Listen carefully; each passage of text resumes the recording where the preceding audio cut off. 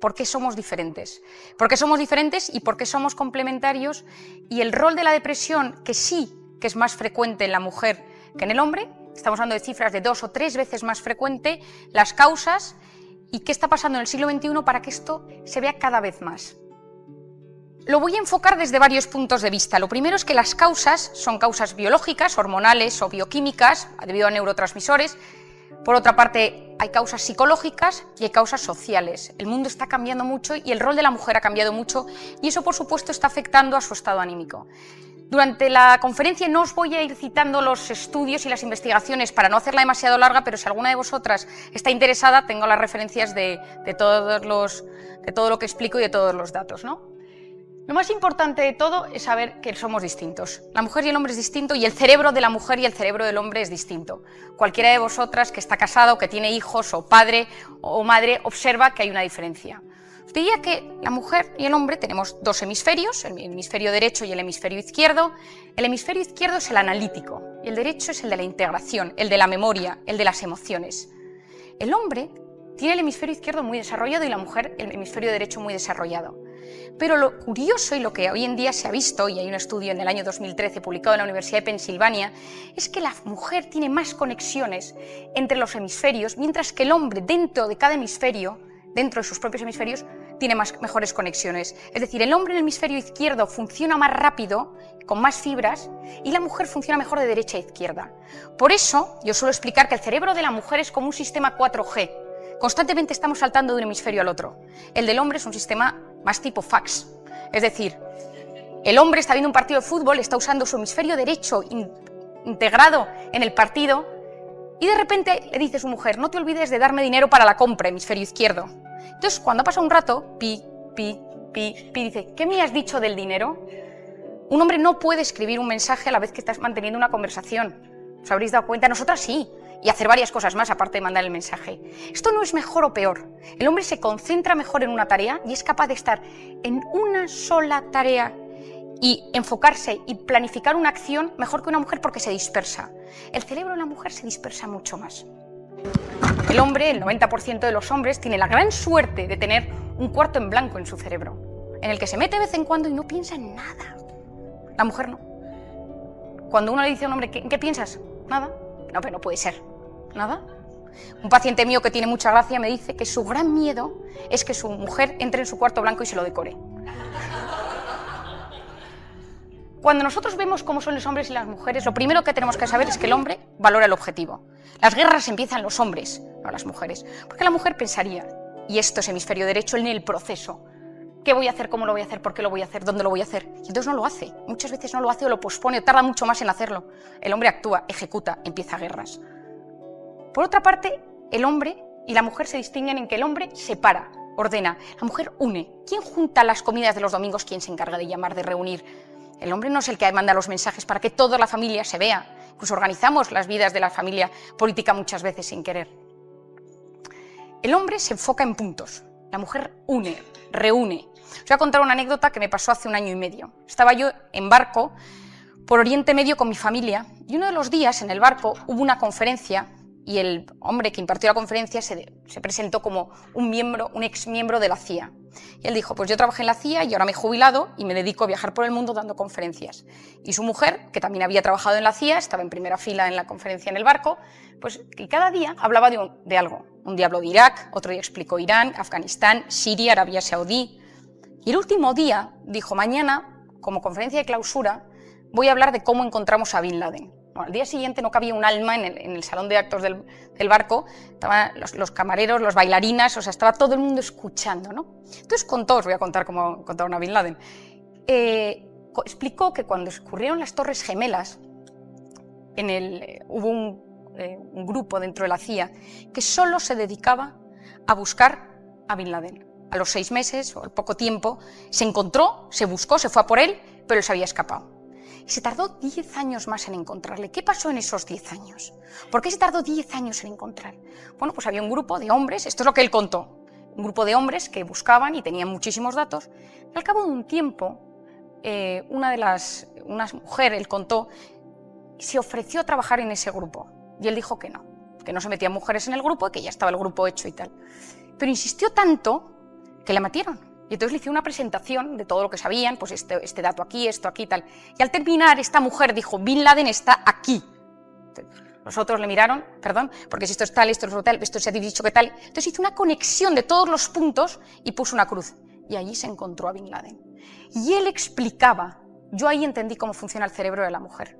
La mujer, todo son conexiones, todo supone, todo ve cosas más allá. El hombre ve puntos, es muy monofocal y ve el punto mejor que nosotras, mucho mejor. Pero la mujer se dispersa y puede llegar a encontrar cosas que el ojo del hombre no ve. Hay que saber también nosotros cómo resolvemos nuestros conflictos. Muchas veces nosotros al principio nos quedamos calladas porque estamos intentando que sepan qué nos está pasando. Pero hay una cosa todavía más importante. Cuando un hombre está mal, se aísla. Y la mujer va y le dice, ¿qué te pasa? Dime qué te pasa. Cuéntamelo. Y el hombre no quiere hablar. Se calla. Entonces, cuando la mujer está mal, el hombre piensa, claro, mi mujer necesita su espacio, como yo cuando estoy mal. Y la mujer no. La mujer necesita hablar, y hablar, y hablar, y contarlo. Porque la mujer resuelve esos conflictos cuando ya se ha abierto la puerta hablando. Y muchas veces el hombre lo único que tiene que hacer es escuchar. No decir, bueno, yo opino que podría... No, escuchar. Esto muchas veces en las terapias de pareja, cuando la gente viene, es un desconocimiento de cómo funcionamos los hombres y las mujeres. Los hombres se frustran hoy en día, especialmente, y las depresiones del hombre tienen mucho que ver con los temas profesionales. La mujer, que se ponen tristes, suele tener más con los temas afectivos. ¿Qué es lo que tenemos que pensar? Que cuando la mujer quiere algo, necesita sentirse querida. Si la mujer no se siente querida, la mujer se siente abandonada, la mujer se deprime, porque en ella el afecto es lo más importante. El hombre se tiene que sentir necesario. Por eso en un mundo en el cual las mujeres ahora ya cada vez trabajan más y están en el ámbito profesional, es fundamental que ellas sepan también poner al hombre en su lugar y tenerle en su lugar, porque si el hombre deja de sentirse necesario, se vacía. Durante la crisis empecé a ver muchos más hombres que mujeres en mi consulta, que eran hombres que se quedaban en el paro y que si sus mujeres encima trabajaban, en vez de ser una alegría era una humillación, porque el hombre se siente bien cuando se siente necesario. ¿Qué hipótesis tenemos a nivel biológico? Sabemos que la mujer, y aquí ya me enfoco más en la mujer, tiene un sistema que a partir de la pubertad hay una revolución hormonal y produce un aumento de estrógenos y progesterona. El estrógeno, que aumenta en la pubertad a partir de los 11-13 años, está elevado durante todo ese tiempo hasta la menopausia. En toda esa etapa, que es la etapa fértil de la mujer es mucho más vulnerable a sufrir una depresión que el hombre. Hasta los 11-13 años, las cifras hoy en día que se manejan de depresión infantil en los niños son las mismas entre el hombre y la mujer, entre el niño y la niña. Pero a partir de los 13-14 años se disparan las cifras en la adolescencia. Luego hablaré específicamente del síndrome de tensión premenstrual, en el embarazo, en la lactancia, el posparto, la menopausia, etc. Pero tiene mucho que ver con el estrógeno. El estrógeno, vosotros sabéis que la serotonina es la hormona encargada de la felicidad, del bienestar, del apetito, incluso del dolor.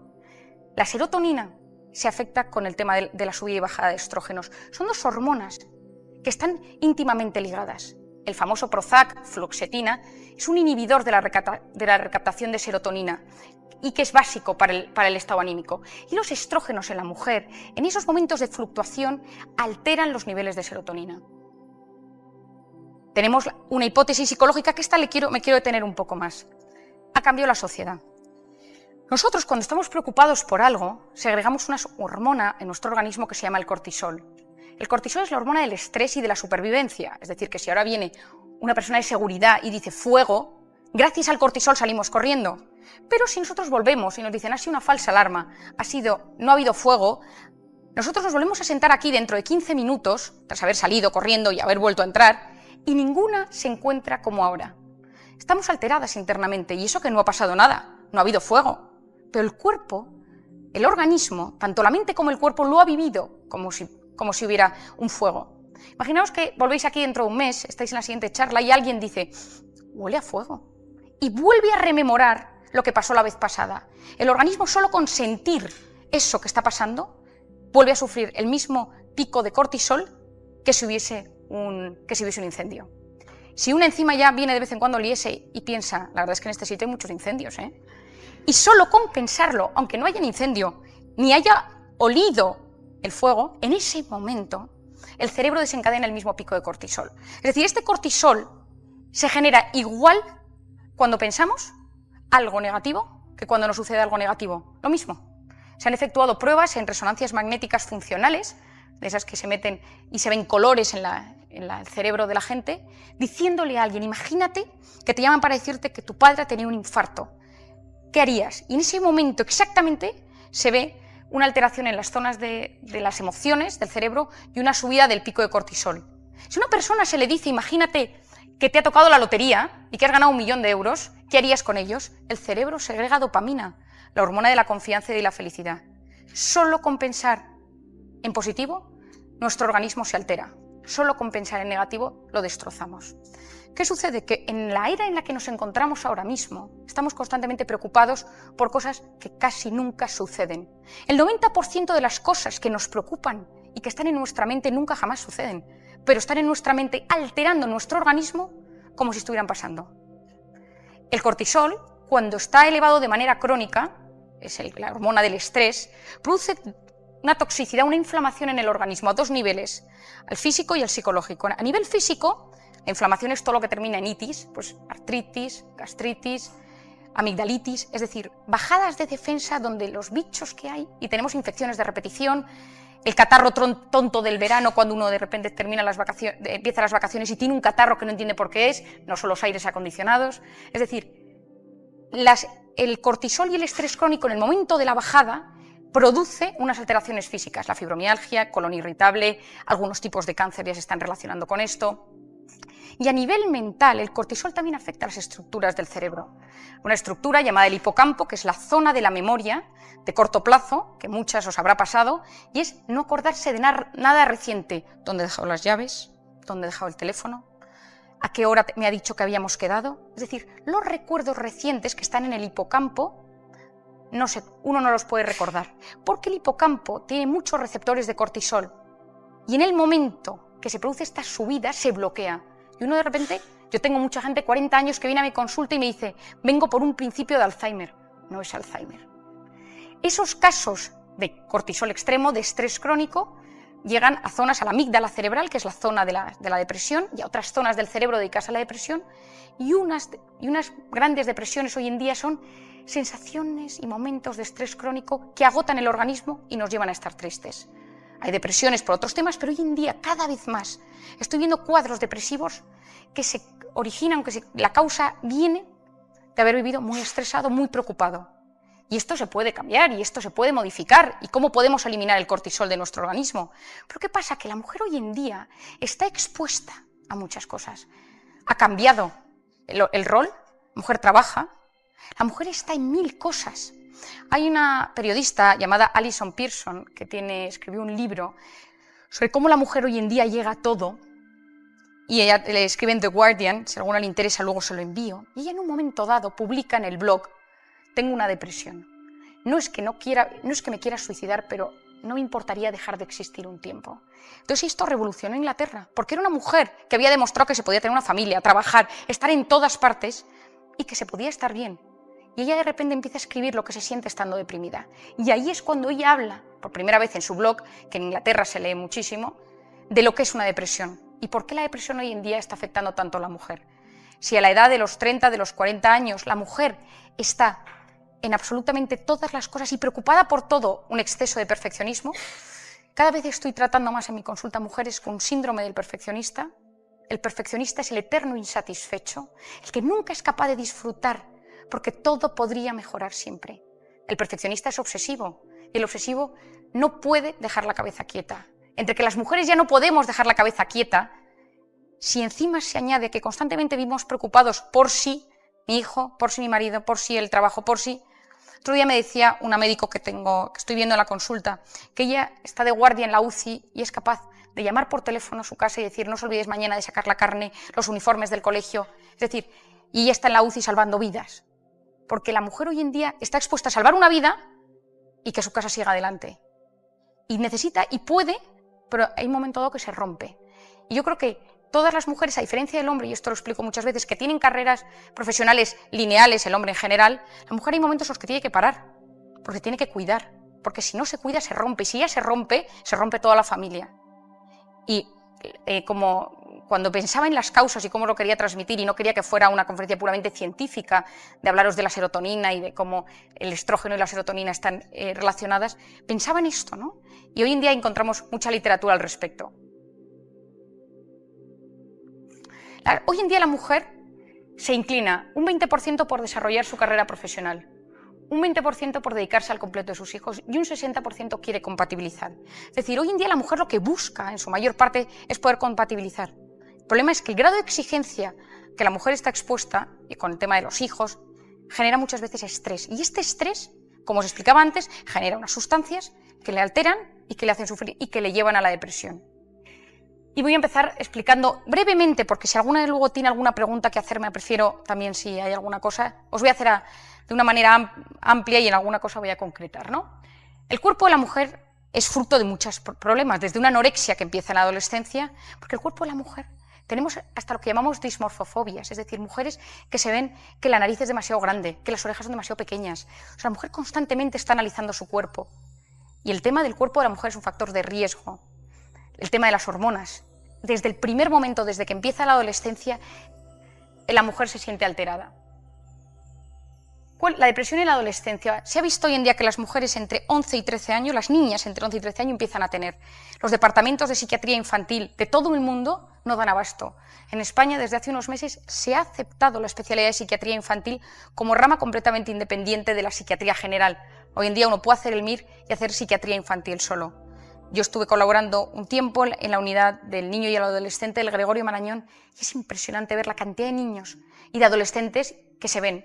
Y se ve que en el momento que la niña empieza con el cambio hormonal está mucho más predispuesta. La mujer se siente alterada. ¿Qué es el síndrome de tensión premenstrual? En el año 81 me pareció un dato interesante, el 50% de los ingresos de urgencias de un hospital psiquiátrico en Francia eran debidos a modificaciones anímicas en este síndrome, es decir, que es algo que realmente afecta. Encontré hace poco un chiste que me resultó muy divertido y que decía, ¿no? que salió en un periódico, "What the hell do you mean that time of the month?", ¿no? Es decir, sí que existe un cambio antes de la menstruación. Hay mujeres que se irritan, que cambian, que están tristes, que se enfadan, y existe, hay que saberlo. Muchas mujeres tienen ya una base de una inestabilidad anímica durante el resto del ciclo o de su personalidad que se agudiza especialmente en esa. Existen tratamientos hoy en día, desde inhibidores, desde antidepresivos, hasta terapias hormonales que sirven. Cuando os hablaba de las adolescentes, uno de los problemas que tenemos hoy en día para tratar la depresión del adolescente es que existe un riesgo aumentado de suicidio con los antidepresivos. Hubo una alerta en Estados Unidos hace unos años y hubo un gran problema, porque se vio que los niños y los adolescentes que empezaban con antidepresivos pronto aumentaban el riesgo de suicidio. Por lo tanto, hay que valorar riesgo-beneficio.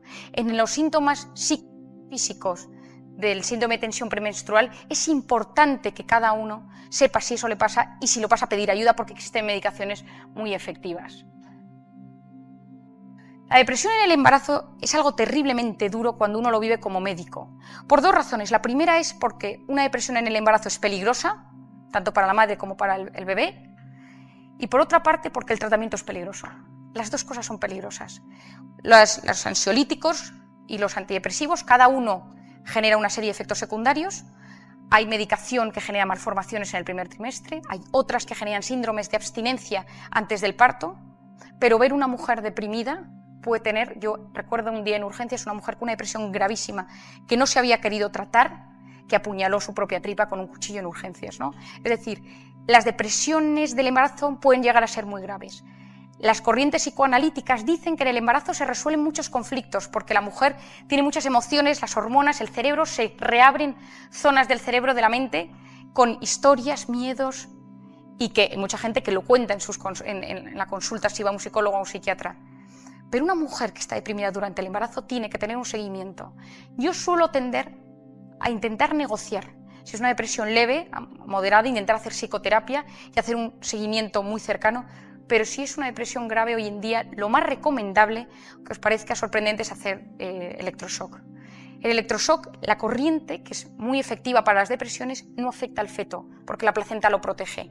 Y yo en alguna depresión muy grave, que no he querido medicar a la persona por algún riesgo o por alguna malformación, la persona ha respondido al TEC.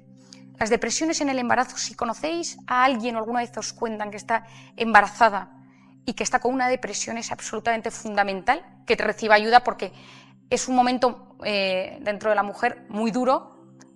Tanto es así que cuando nosotros ponemos medicación a una persona joven, a una mujer joven que viene a nuestra consulta, siempre preguntamos si tiene deseos de quedarse embarazada. Esto es importante, porque si esa persona se queda embarazada, y a veces te pasa que te dicen, no sabía que estaba embarazada y estoy de 2 meses y está con medicación, pues hay veces que no pasa nada, pero hay otras veces que sí. Hay que valorar riesgos-beneficios. No es un porcentaje del 100% de malformaciones, y hoy en día hay suplementos de medicación para evitar pues, defectos del tubo neural, pero es un tema que hay que saberlo y que es importante. ¿Qué pasa? Que cuando llega el final del embarazo se produce una bajada brutal de estrógenos, y el periodo posparto es casi tan peligroso como el del embarazo. Una persona con antecedentes de trastorno bipolar puede tener una fase depresiva o una fase eufórica de un trastorno bipolar. Lo más grave quizá a lo que nos enfrentamos los psiquiatras son las depresiones psicóticas posparto. La depresión psicótica es la sensación, la psicosis es el delirio, salirse de la realidad. Muchas mujeres, la manera en que lo viven, os cuento un caso que tuve hace un tiempo, una mujer que dio a luz. Durante el embarazo había pasado un embarazo muy duro, de estrés, ya que había tenido que trabajar, había estado muy triste, había llorado mucho. Y en el momento del parto tuvo la sensación que en el banco en el que ella trabajaba había un complot contra ella. Y entonces ella creía que en el banco le quería robar su hijo. Entonces ella escondía al hijo en su bolso, un bebé recién nacido, y iba al banco nada más dar a luz, pero con el bebé escondido porque tenía miedo que la echaran y que se quedaran con su bebé. Es decir, fue un caso muy grave de depresión psicótica. Ella se salió de la realidad. Cuando alguno, que me parece interesante y si no alguno seguro que me lo preguntáis después, ¿cómo puede afectar una depresión o se afecta la depresión al bebé que está dentro? Hay unos estudios impresionantes hoy en día en psiquiatría perinatal que explican que el vínculo madre-hijo se empieza durante todo el embarazo y en el momento del parto. Hay estudios que se realizaron en la Universidad de Nueva York de madres con su bebé, al que al bebé le ponen cara seria y no le miran. Y el bebé busca a la madre y busca la sonrisa y no la encuentra. Y se ve que se genera en el cerebro del niño el cortisol. Madres que están sonriendo y juegan con sus hijos segregan la hormona del bienestar y de la felicidad. En este mismo estudio, en la Universidad de Nueva York, se vio que niños, bebés que están en su cuna durmiendo y unos padres que discuten o gritan en la habitación de al lado, el bebé dormido, que escucha inconscientemente esos gritos, segrega cortisol, mientras que la madre que le canta una nana a su hijo segrega la otra hormona, la hormona de la dopamina. Es decir, el bebé en una zona cerebral que se llama la amígdala cerebral, que es la zona de las emociones, de la memoria de las emociones, que está activa durante los 2 primeros años de vida. Y aquí hago un inciso, o sea, nosotros no recordamos, ninguna de nosotras recuerda nada de menos de 2 años. Nadie puede decir mi chupete era de un color así o a mí me mecían, porque no tenemos recuerdos, que ese es el recuerdo que os hablaba antes del hipocampo. El hipocampo empieza a actuar a los 2 años. Entonces muchas veces se ha pensado que no teníamos memoria, que los 2 primeros años da igual lo que te pase porque no hay memoria en el cerebro. Cada vez se sabe más que hay una estructura que es la amígdala cerebral, que es la que recoge las emociones. Es la zona de la memoria de las emociones y según cómo te quieren, segregas una serie de sustancias y luego las lanzas al resto del organismo. La gente que ha sufrido, pues, y esto hay unos estudios interesantísimos en Nueva Zelanda, en niños adoptados, cómo se ve que según la edad de adopción, los 2 meses, los 4, los 6, los 2 años, los 4, se ve un cambio de comportamiento completamente distinto. El vínculo es distinto, porque hay unas hormonas, que es la hormona del vínculo, la oxitocina, que hoy en día está muy de moda, que se pone de manifiesto al principio. En África se estudió esta hormona porque se vio que las mujeres que daban a luz a niños desnutridos, pequeños, bajos de peso, prematuros, cuya madre lo abrazaba, le daba el pecho, el niño sobrevivía, porque la hormona de la oxitocina, la hormona del vínculo. Bueno, pues en las mujeres que tienen una depresión en el embarazo o una depresión posparto, la hormona de la oxitocina se anula, es decir, se rompe el vínculo. Y eso a largo plazo se ha visto hasta que está relacionado con tipos de trastornos de personalidad, trastornos del vínculo a nivel con otras personas. Yo hice un curso sobre este tema y me impresionó que hoy en día, según cómo son los comportamientos de padres con hijos, uno puede saber cómo fue la infancia de alguien. Yo trabajé con una psiquiatra que esto lo detectaba porque se había formado en esto, ¿no? Es decir, los primeros meses en la vida de un bebé son básicos para el futuro desarrollo. Por lo tanto, si estamos hablando de que una mujer da a luz y que da luz con una depresión y es incapaz de interactuar con su hijo, porque está deprimida, porque le da igual que viva o que el niño, en ese momento el bebé lo percibe. Hoy en día hasta se ha hablado de la anorexia del lactante, que son bebés que no quieren comer. Y se ha visto que la anorexia del lactante hay que tratar a la madre. Y que cuando la madre está mejor, el niño vuelve a comer.